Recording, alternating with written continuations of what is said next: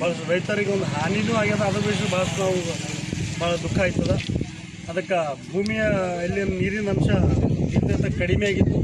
ಅದಕ್ಕೆ ನೀರಿಗೆ ನೋಡಿದ್ರೆ ಒಂದು ಕಡೆ ಭೂಮಿಯ ನೀರಲ್ಲಿ ಏನೂ ಆಗಲ್ಲ.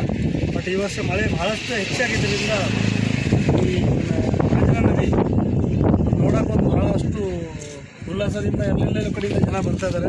ಅದಕ್ಕೆ ನಮ್ಮ ಸೌಭಾಗ್ಯ, ನಮಗೂ ಈ ನದಿ ಮಾಂಜನ ನದಿ ನೋಡೋಕೆ ನಮ್ಮ ಅಣ್ಣತಮ್ಮರದು ನೇತೃತ್ವದಾಗ ನಮಗೆ ಅವಕಾಶ ಸಿಕ್ಕದ. ಅದಕ್ಕೆ ಭಾಳ ಚಲೋ ವ್ಯೂ ಅದ. ಆ ಕಡೆ ಮ್ಯಾಲ್ ಸೈಡ್ ನೋಡಿದ್ರೆ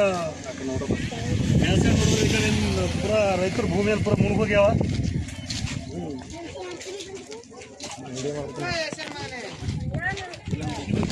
ಚಿಂಕೋಡು, ಚಿತ್ರದುರ್ಗಿ, ತೆಲಂಗಾಣದ ಬರ್ತಾಳೆ.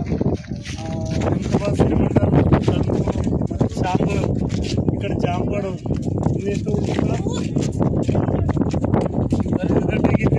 ರೈತರ ಬಗೆದಾಗ ಬೀದರ್ ಜಿಲ್ಲಾ ಉಸ್ತುವಾರಿ ಸಚಿವರು ಮತ್ತೊಂದು ಸಲ, ಯಾಕಂದ್ರೆ ಮಳೆ ಇದ್ದಾಗ ಬಂದಿದ್ದು ಬೇರೆ, ಮತ್ತು ಈಗ ಏನು ಮಳೆ ನಿಂತರೆ ನೀರು ಬಿಟ್ಟಿದ್ದಾರೆ.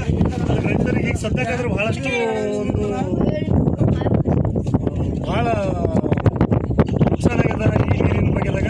ಇದ್ರ ವಿಷಯದಾಗ ಜಿಲ್ಲಾ ಸಚಿವರು ಮತ್ತು ಈ ಭಾಗದ ಶಾಸಕರು ಮತ್ತು ಸಚಿವರಾದ ರಹೀಮ್ ಖಾನ್ ಅವರು ಮತ್ತು ಎಲ್ಲರೂ ಈ ಗ್ರಾಮ ಪಂಚಾಯತ್ ಪಿಡಿಒ ಮತ್ತು ತಹಶೀಲ್ದಾರ್ ಎಲ್ಲ ಬಂದು ಮತ್ತೊಂದು ಸಲ ಈ ಭಾಗಕ್ಕೆ ಈ ಮಳೆಗೆ ಸರ್ಕಲ್ದಾಗ ಕ್ಷೇತ್ರದಾಗ ಈ ಮಳೆಗೆ ಸರ್ಕಲ್ದಾಗ ಎಷ್ಟು ಹಳ್ಳಿ ಬರ್ತಾವ, ಈ ಹಳ್ಳಿ ಬಗ್ಗೆ ಮತ್ತೊಂದು ಸಲ ತನಿಖೆ ಮಾಡ್ಬೇಕಂತೇಳಿ ನಮ್ಮದು ಚಿಲ್ಲರಗಿ ಗ್ರಾಮಸ್ಥರು ಹಾಗೂ ಶ್ರೀಮಂಡಲ್ ಗ್ರಾಮಸ್ಥರು ನಮ್ಮ ವತಿಯಿಂದ ಒಂದು ಮನವರಿಕೆ ಆಗಿರ್ತದ ಅಂಥೇಳಿ ಎಲ್ಲರಿಗೂ ಮಾತಾಡೋಕ್ಕೆ